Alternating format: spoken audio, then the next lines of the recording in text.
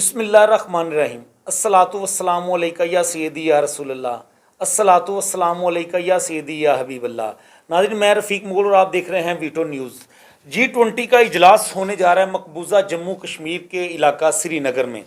اس اجلاس کو نہ صرف پاکستان تو اس کا ممبر بھی نہیں ہے، لیکن پاکستان کے علاوہ اور دیگر کئی ممالک نے اس اجلاس کو ویٹو کیا ہے، اور بھارت کے منہ پر یہ سیدھا ایک تماچا مارا ہے۔ بھارت جو ایک وہاں پر ایک کھیل کھیلنے جا رہا تھا، دنیا کو یہ تاثر دینے جا رہا تھا مقبوضہ کشمیر کے علاقہ کا کہ وہ ہندوستان کا علاقہ ہے، لوگوں نے اس کی یہ گھنونی سازش جو ہے وہ ناکام بنائی ہے۔ پاکستان نے بھی اس میں بہت کوشش کی ہے، لیکن ایک اللہ کا شکر ہے کہ پاکستان G20 کا ممبر ہی نہیں تھا۔ وہ کیونکہ اگر پاکستان ممبر ہوتا تو جیسے ہمارے وزیر خارجہ صاحب ہیں، یہ دنیا کو منع کرنے کی بجائے انہوں نے خود وہاں پر دوڑ لگا دینی تھی۔ مقبوضہ جموں کشمیر میں جانے کے حوالے سے سری نگر میں بھی انہوں نے وہاں پہ خود چلے جانا تھا، انہوں نے ایک منٹ ضائع نہیں کرنا تھا اور یہ کہنا تھا کہ میں وہاں پہ جا کے کشمیر کا مقدمہ لڑوں گا، تو یہ کروں گا وہ کروں گا، اس طرح کا یہ انہوں نے بیانیہ بنانا تھا۔ لیکن یہ تو خدا کا شکر ہے کہ اللہ نے پاکستان کی عزت کو محفوظ رکھا ہے کہ پاکستان اس کا ممبر ہی نہیں تھا۔ لیکن ان ممالک کی تعریف ہمیں ضرور کرنی چاہیے جو پاکستان کے ساتھ کھڑے ہوئے ہیں۔ اس G20 اجلاس میں انہوں نے ویٹو کیا ہے، پوری دنیا کے سامنے ویٹو کیا ہے اس اجلاس میں، اور جو ممالک نے ویٹو کیا ہے اس اجلاس کو، اس میں سعودی عربیہ ہے، چائنا ہمارا جو درینہ دوست ہے، اس کے علاوہ مصر نے جو ہے وہ ویٹو کیا ہے، اس اجلاس میں جانے سے صاف انکار کیا ہے۔ انڈونیشیا نے بھی سری نگر میں جانے سے انکار کیا ہے۔ اس کے علاوہ ترکیہ نے جو ہے وہ بھی اس اجلاس کو پوری دنیا کے سامنے ویٹو کیا ہے۔ برطانیہ اس میں شرکت ضرور کر رہا ہے، لیکن برطانیہ نے بھی واضح طور پر ہندوستان کو یہ کہا ہے کہ ہم اپنے مقبوضہ جموں کشمیر کے حوالے سے جو ہمارا موقف ہے ہم اس کے اوپر آج بھی قائم ہے کہ یہ ایک متنازع علاقہ ہے، یہاں پر بھارت نے قبضہ کیا ہوا ہے، ہم اس کو کسی بھی صورت بھارت کا حصہ نہیں مانتے۔ اور جو دیگر ممالک ہیں، اس میں یورپین ممالک ہیں اور کئی ممالک ہیں، انہوں نے بھی اس اجلاس میں اپنی شرکت کو بڑا محدود کیا ہے۔ انہوں نے کچھ نے تو اپنے سفارتی عملے کو یہاں پر بھجوا دیا، اور کچھ نے بہت ہی اپنے چھوٹے رینک کے جو آفیسرز ہیں ان کو بھجوایا ہے یہاں پر۔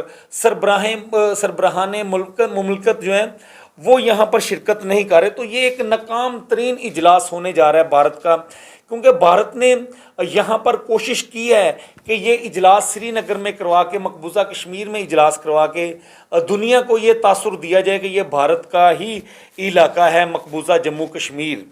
لیکن اس میں پاکستان نے کوشش کی ہے، دیگر ممالک سے رابطہ کیا، پھر ان کا رد عمل بھی آیا۔ لیکن یہ میں آپ کو بات بتا دوں کہ یہ اللہ کا شکر ہوا ہے کہ پاکستان ممبر نہیں ہے، ورنہ بلاول بھٹو زرداری نے وہاں پر پہنچ جانا تھا۔ تو G20 اجلاس سے پہلے بھارت نے مقبوضہ کشمیر میں کیا کیا ہے وہ بات بھی آپ کے سامنے رکھتے ہیں۔ مقبوضہ کشمیر میں 21 اپریل 2023 سے وہاں پر مکمل طور پر کرفیو نافذ کر دیا گیا تھا۔ وہاں پر 45 لاکھ جو ہندو ہیں ان کو بھی بسانے کی کوشش کی گئی ہے، ہندوؤں کو وہاں پر ڈومیسائل جاری کیے گئے ہیں، ان کو وہاں کے ID کارڈ جاری کیے گئے ہیں، اور ان کو سری نگر میں بڑی تعداد میں بسانے کی کوشش کی گئی ہے، ان کی رہائشیں بنانے کی کوشش کی گئی ہے تاکہ G20 کا جب اجلاس ہو تو ہندو ان لوگوں کا وہاں پر استقبال کریں۔ جو مقامی وہاں کے رہنے والے لوگ ہیں، مسلمان ہیں، کشمیری ہیں، جو مقبوضہ کشمیر میں رہ رہے ہیں، ان کے لیے تو کرفیو نافذ کر دیا گیا 21 اپریل سے، اور اب تک کی اطلاعات کے مطابق تقریباً 6000 مسلمانوں کو اغوا کیا گیا ہے بھارتی دہشت گرد آرمی کی جانب سے، ان کو گھروں سے اٹھایا گیا ہے۔ اس کے علاوہ تقریباً 1200 کے قریب خواتین کو بھی اغوا کیا گیا ہے، وہ بھی لاپتہ ہیں، نوجوان بھی لاپتہ ہیں، اور ایک نوجوان جو ہے اس کو شہید بھی کیا گیا ہے جس کا نام مختار حسین شاہ بتایا جا رہا ہے۔ مختار حسین شاہ کو شہید کیا گیا ہے۔ تو اس کی شہادت کے بعد انہوں نے وہاں کے جو مقامی اخبارات ہیں ان کو باقاعدہ ان کے ایڈیٹرز کو فون کر کے یہ کہا ہے کہ اس کی جو شہادت ہوئی ہے، جو بھارتی آرمی دہشت گردی کی ہے، انہوں نے ان کے ہاتھوں شہید ہوا ہے، یہ اس کو خودکشی کا رنگ دیا جائے اور یہ سرخیاں بنائی جائیں کہ اس نے خودکشی کی ہے۔ اور بھارتی میڈیا نے یہ प्रोपेगेंडा भी किया है इसकी खुदकुशी के हवाले से।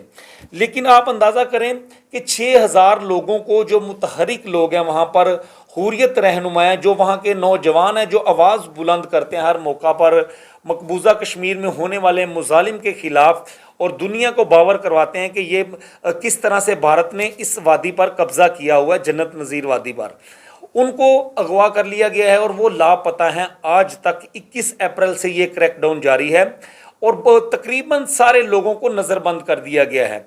किसी को भी अपने घरों से निकलने की इजाज़त नहीं दी जा रही।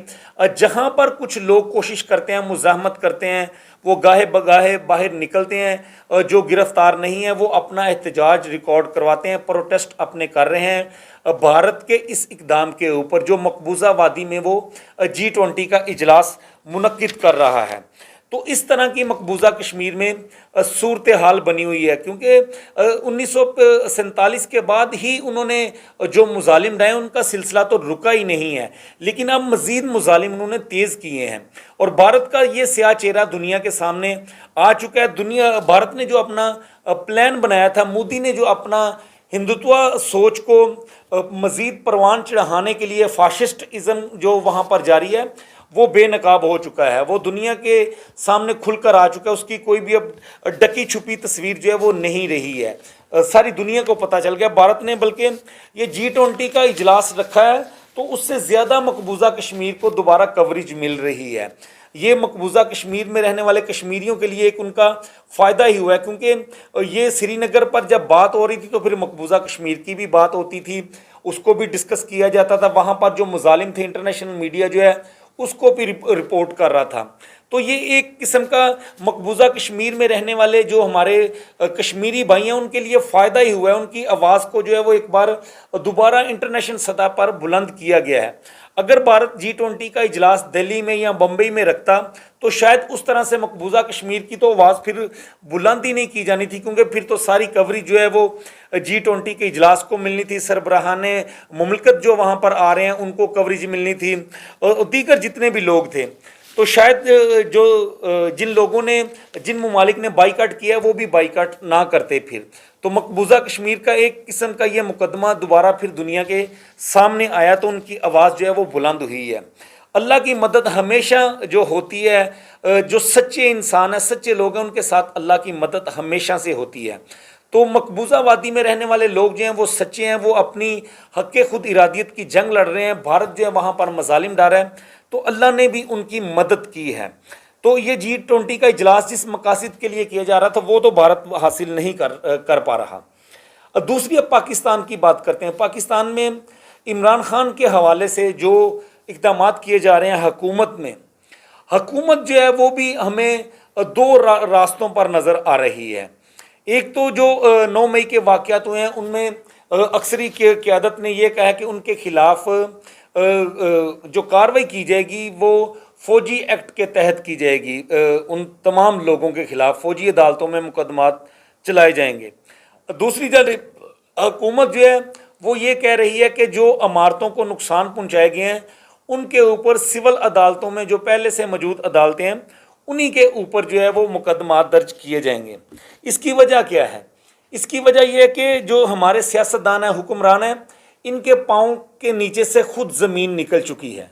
ये खुद डर चुके हैं। इनको पता है कि अगर ये कार्रवाइयों का इस तरह से आगाज़ हुआ तो एक तो आने वाले दिनों में इनके ऊपर भी ये मामला तो हो सकते हैं, क्योंकि ये जब हुकूमत से जाएंगे, ये तो तारीख़ है ना पाकिस्तान की, जो भी हुकूमत से निकले हैं वो निकलते ही उन्होंने अपनी अपोजिशन के ऊपर तनकीद करने की बजाय उन्होंने इस्टेब्लिशमेंट के ऊपर तनकीद किया और इस्टेब्लिशमेंट को निशाना बनाया। और तमाम हुकूमतें अपने इल्ज़ामात जो है वो इस्टेब्लिशमेंट के ऊपर ही लगाती हैं कि नवाज शरीफ साहब देख लें, उन्होंने कहा कि हमारी हुकूमत गिराने में इस्टेब्लिशमेंट का हाथ था, इमरान खान को लाने में इस्टेब्लिशमेंट का हाथ था। जरदारी साहब भी यही कहते थे जब यूसुफ रज़ा गिलानी साहब नाअहल हुए हैं तो वो कहते थे हम आपकी ईंट से ईंट बजा देंगे। तो उनके निशाने के ऊपर भी इस्टेब्लिशमेंट थी, इमरान खान के निशाने के ऊपर भी इस्टेब्लिशमेंट है। तो इसीलिए इन्हें भी खौफ आया कि अगर इनका ट्रायल ये फ़ौजी अदालतों में हुआ 9 मई के वाक़यात का, तो कल को हमने भी प्रोटेस्ट करने हैं, हम भी इस तरह के हमारे भी कारकुन कर सकते हैं, तो हमें भी उन्हीं अदालतों से घसीटा जाएगा, उन्हीं अदालतों में घसीटा जाएगा। तो इसीलिए ये अपनी बका की जंग लड़ रहे हैं। ये कोई पीटीआई के कारकुनों की बका की जंग नहीं लड़ रहे। तो नाज़रीन अब वहाँ पर ट्रायल इनके होंगे और हुकूमत जो है अब खुद इस्टेब्लिशमेंट के ख़िलाफ़ बहुत सारी बातें कर रही हैं। जो इमरान खान को ताने दे रहे थे, अब खुद वो जो ख्वाजा आसिफ साहब के बयान देख रहे हैं और दीगर लोगों के बयान देख लें।